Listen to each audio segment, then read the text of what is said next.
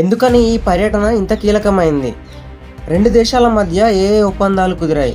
ముఖ్యంగా మోడీ గారు ఎందుకు టోక్యో ఎలక్ట్రాన్ అనే సెమీకండక్టర్ ఫ్యాక్టరీని సందర్శించారు అనే వివరాలన్నీ డీటెయిల్గా చూద్దాం. హాయ్ ఫ్రెండ్స్, 2 రోజుల జపాన్ పర్యటనలో మోదీ గారు ప్రముఖంగా ప్రాధాన్యం ఇచ్చింది సెండై నగరంలో ఉన్న టోక్యో ఎలక్ట్రాన్ మియాగి లిమిటెడ్. ఇది ప్రపంచ ప్రఖ్యాత సెమీకండక్టర్ కంపెనీ. ఇక్కడ మోదీ గారు మరియు Japan prime minister Shigeru Ishiba గారికి company technology, global semiconductor supply చైన్లో వారి పాత్రపై డీటెయిల్డ్గా బ్రీఫింగ్ ఇచ్చారు.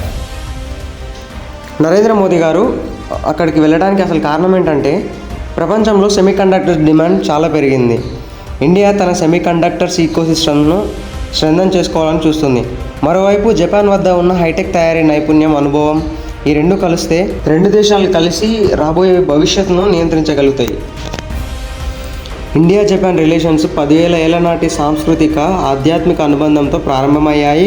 కానీ ఈరోజు టెక్నాలజీ అండ్ ఇన్నోవేషన్స్ వాటిని కొత్త హైట్కి తీసుకెళ్తున్నాయని మోదీ తన స్పీచ్లో అన్నారు. అలా India Japan semiconductor supply chain పార్ట్నర్షిప్కు బలాన్ని ఇచ్చారు. మొత్తంగా ఈ ఇండియా జపాన్ మధ్య ఏమేమి అగ్రిమెంట్స్ జరిగాయంటే, సెమీకండక్టర్స్ కోఆపరేషన్, ఇండియాలో semiconductors manufacturing, testing, supply chain and జపాన్తో కలిసి development.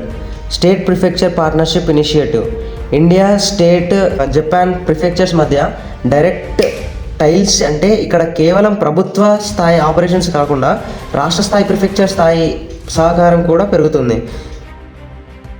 People to people exchange, students, startups, tourism ద్వారా దేశాల ప్రజల మరింత దగ్గర అవ్వడం.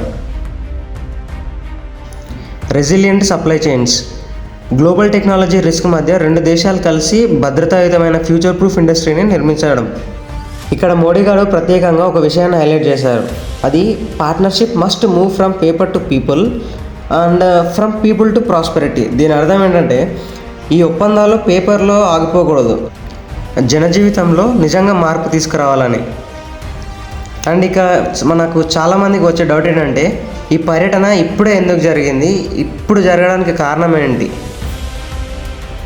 దానికి ఆన్సర్, ఎందుకంటే ప్రపంచం ఇప్పుడు చిప్స్ యుద్ధంలో ఉంది. అమెరికా, చైనా ఈ రంగాల్లో పోటీ పడుతున్నాయి. ఇండియాలో make in India, digital India, AI, EVs, defence tech రంగాల్లో సెమీకండక్టర్స్ డిమాండ్ విపరీతంగా పెరిగింది. జపాన్ దగ్గర ఉన్న అడ్వాన్స్ టెక్నాలజీ అండ్ ఎక్స్పీరియన్స్ మనకు గేమ్ చేంజర్ అవుతుంది. 2025 నుండి 2030 స్టేజ్లో సెమీకండక్టర్స్ మార్కెట్ వరల్డ్ $1 ట్రిలియన్ విలువకు చేరబోతుంది. అందుకే ఇది సరైన సమయం అని చెప్పుకోవచ్చు. ఈ పర్యటనతో ఇండియా జపాన్ డిప్లొమసీ కొత్త దిశగా వెళ్తుంది అనుకోవాలి. ఇండియా టెక్నాలజీ హబ్గా ఎదగడానికి జపాన్ సహకారం కీలకం. ఇంకా ప్రజల మధ్య, యువత మధ్య మొబిలిటీ పెరిగితే నెక్స్ట్ 10 ఇయర్స్లో ఇండియా జపాన్ రిలేషన్స్ ప్రపంచంలోనే స్ట్రాంగెస్ట్ పార్ట్నర్షిప్గా మారతాయని ఎక్స్పర్ట్స్ చెప్తున్నారు. ఇండియా జపాన్ కొత్త భాగస్వామ్యం రాబోయే కాలంలో మన జీవితాలపై ఏ విధంగా ప్రభావం చూపుతుందో అనుకుంటున్నారో కామెంట్ బాక్స్లో తెలపండి. వీడియో నచ్చినట్లయితే లైక్ చేయండి. ఇలాంటి మరిన్ని ఇన్ఫర్మేటివ్ వీడియోస్ అండ్ అప్డేట్స్ ఇకపై కంటిన్యూగా మీ ముందుకు తీసుకురావడానికి మీ సపోర్ట్ చాలా అవసరం. నెక్స్ట్ వీడియోతో కలుద్దాం. Thank you.